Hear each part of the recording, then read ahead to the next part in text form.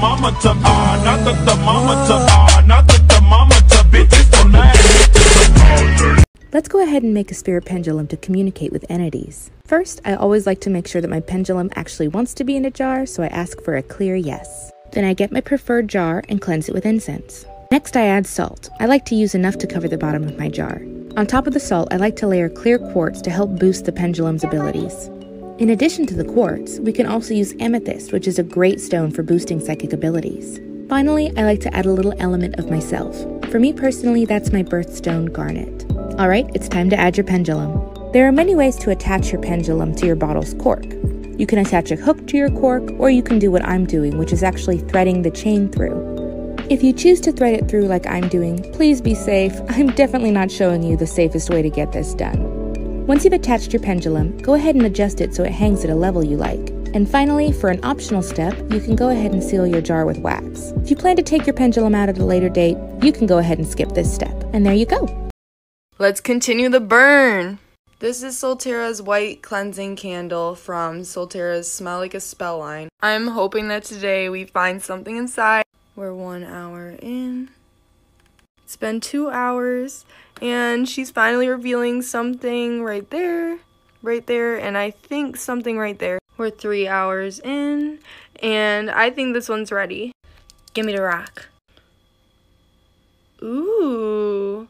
This pendant is so beautiful. I can't wait to put it on a necklace. Alright, so we're 4 hours in, and I think I'm going to poke at this one. Alright, so we got it out.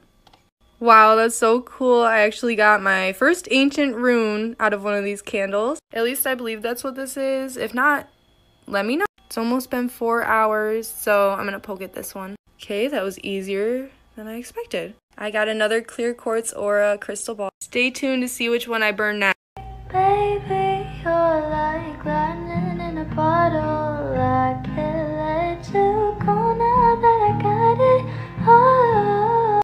Crystals that, in my opinion, every beginner should have. So these are on my decks. Yes, I know I have a problem, but each deck has a literal chunk of selenite in it. I bought it like in bulk. That's a selenite charging plate, selenite tower, selenite wand, selenite charging plate, selenite tower. Obsidian, because the protective properties are insane. Also, black tourmaline. I have this in my car. I just took it out to show you guys, but it's amethyst and tourmaline because it helps ward my car. Clear quartz, and I'm not going to take those out, but clear quartz. Also, amethyst. I'm not going to take those out, but amethyst. Rose quartz. Love yourself, baby. If you're at school or in university like me, fluorite and tiger's eye will be your best friends. So my whole apartment complex lost their electricity. Like out here, look. Like there's an emergency light, but nobody. Nothing. But because I'm an occultist, I always have candles burning all over my house. So I am 100% prepared for this. And I have battery operated lights. Fake witch alert.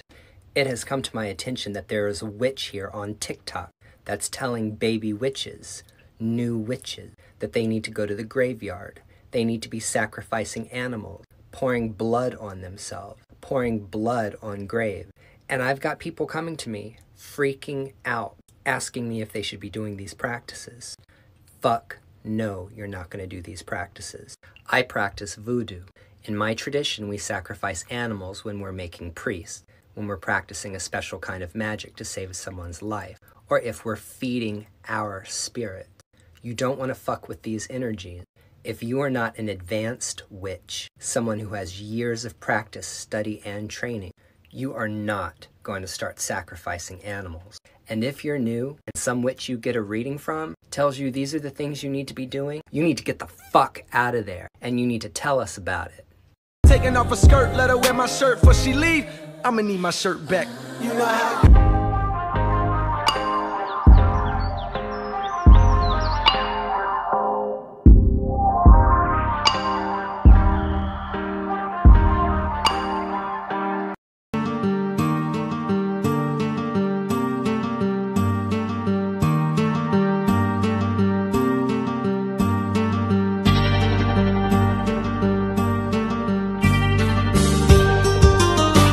Mark your calendars for December 21st of 2020.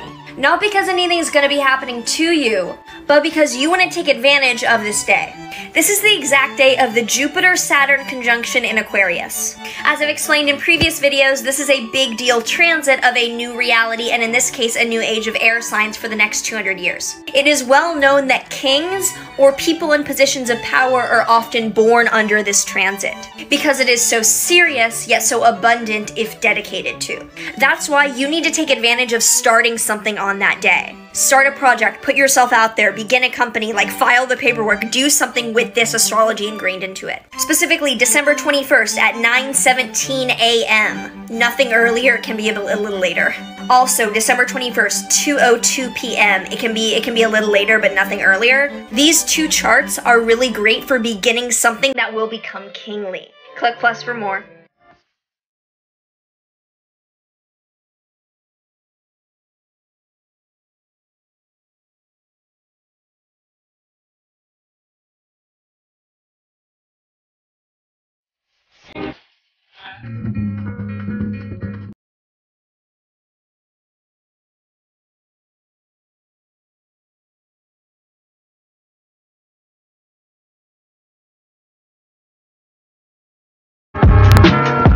Witchtok.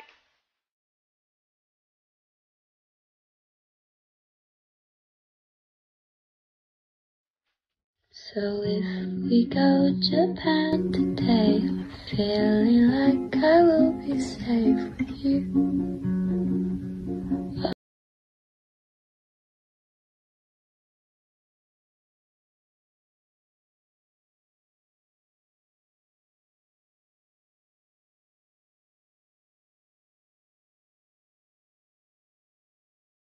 Creepers, creepers, where'd you get